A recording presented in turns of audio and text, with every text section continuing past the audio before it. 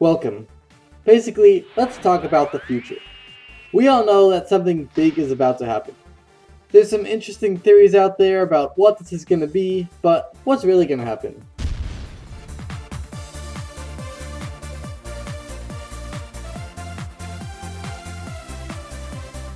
Regarding the future, the verse says, "Like the days you went out of Egypt, I'll show him wonders." According to the simple meaning, him refers to the Jewish nation as a whole.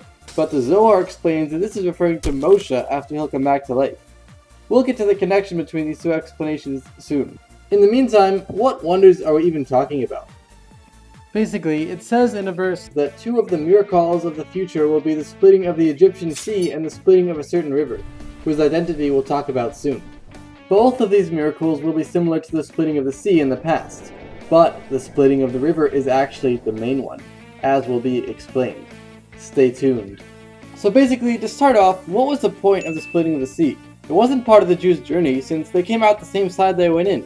They just went in a sea. Really, it's explained that the reason for the splitting of the sea was to prepare them for the giving of the Torah.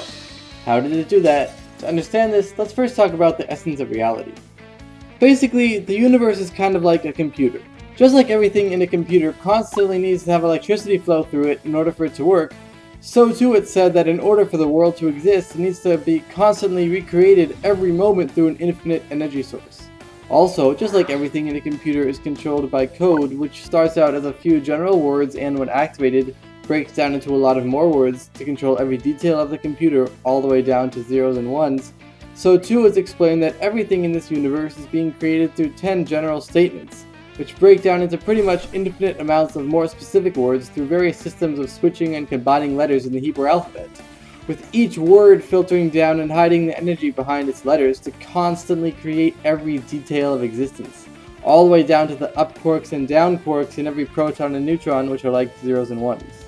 So since the words cover over and hide the energy behind them, they're like a sea which also hides everything within it. So the splitting of the sea in this world also split the sea of these words, allowing everyone there to clearly see the energy behind them, which was a good preparation for the giving of the Torah, which allowed the infinite energy to actually become a part of this world every day from then on. This was all in the past, but how's the future going to be similar? We'll find out. So just like the splitting of the sea in the past prepared the universe for the giving of the Torah, so too the splitting of a river in the future will prepare the universe for the giving of the unlimited inner dimensions of Torah through Mashiach. So what river are we even talking about? Basically, it says that a river flows from Eden to water the garden, which is actually a different place. And that river breaks off into 4 sections, and our river is the 4th, the Euphrates. We'll get back to this soon, but in the meantime, let's talk more about words. So we said earlier that everything is being created through words, which hide the energy behind them.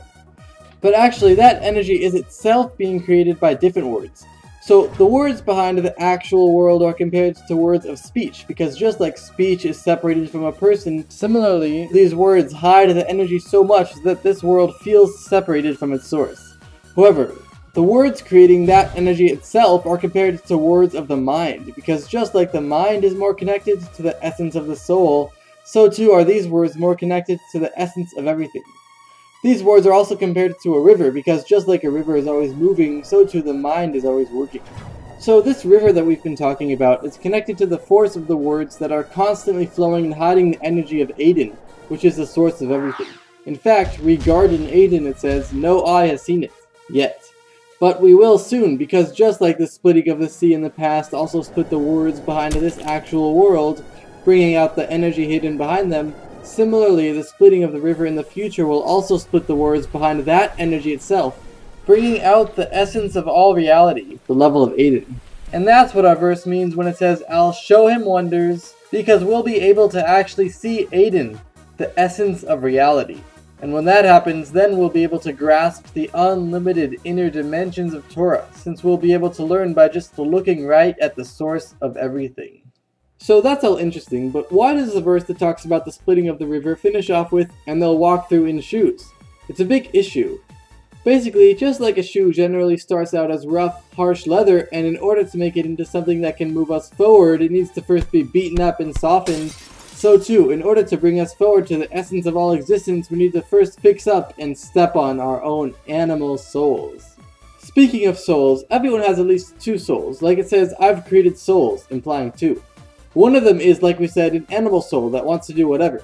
But the other one of them is the real soul, which is actually connected to the essence of the infinite energy behind everything. So based on this, we can better understand what a particular Hasidic discourse asks on the verse, "Then Moshe and the people of Israel sang," referring to the song at the splitting of the sea in the past. In Hebrew, the word "sang" grammatically only refers to one person in this verse, even though both Moshe and the whole nation was there. So it explains in that discourse, based on other places, that there's actually a level of Moshe within each of us, which is the essence of the real soul. And the word "sang" is referring to that level of Moshe that was brought out within each of them. And that's why the word "sang" is in the singular. That was the past.